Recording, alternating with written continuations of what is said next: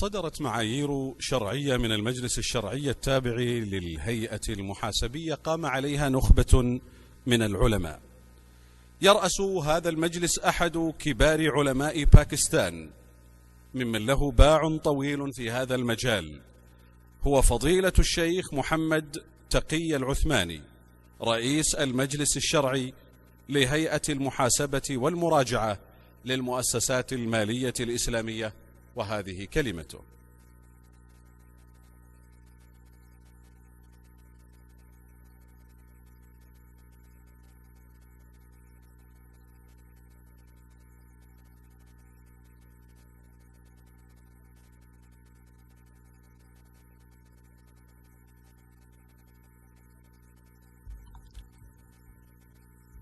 بسم الله الرحمن الرحيم.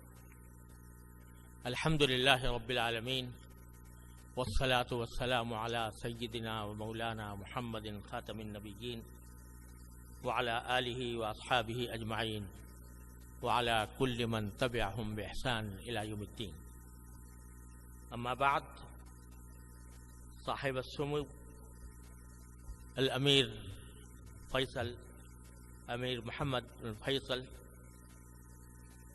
صاحب السمو الملكي الأمير فيصل بن سلمان بن عبد العزيز آل سعود، أمير منطقة المدينة المنورة، معالي الدكتور السيد محمد بن عبد الله الجدعان، رئيس هيئة السوق المالية السعودية، معالي الشيخ إبراهيم بن خليفة آل خليفة،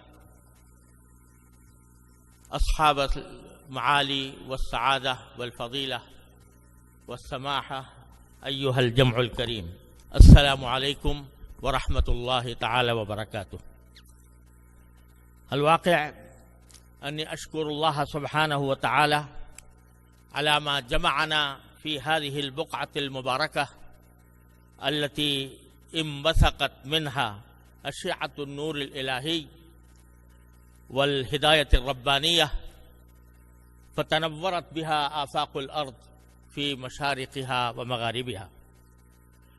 وأتقدم في هذه المناسبة بالشكر الجزيل لخادم الحرمين الشريفين جلالة الملك سلمان بن عبد العزيز آل سعود، وصاحب السمو الملكي الأمير فيصل بن سلمان بن عبد العزيز آل سعود، لموافقتهما الكريمة ولرعايتهم السامية لهذا المؤتمر التاريخي المرموق الذي نفتتحها هذه الليلة رسميا، وندعو الله سبحانه وتعالى أن يكلله بالنجاح والتوفيق.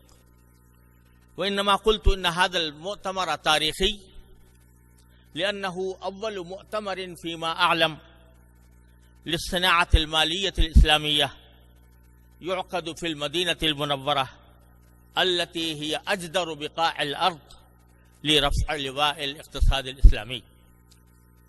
والفضل يرجع إلى صاحب السمو الملكي فيصل بن سلمان بن عبد العزيز حفظه الله تعالى ورعاه، لدعمه المتواصل لهيئة المحاسبة والمراجعة للمؤسسات المالية الإسلامية، فجزاه الله تعالى خيرا.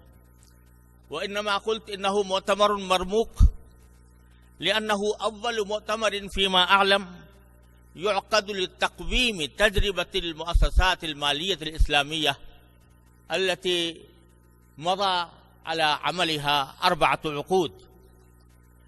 وإن الصناعة المالية الإسلامية بفضل الله سبحانه وتعالى قد ارتقت وقد قطعت شوطا كبيرا في مجالس الماليات، مجال السوق الإسلامية.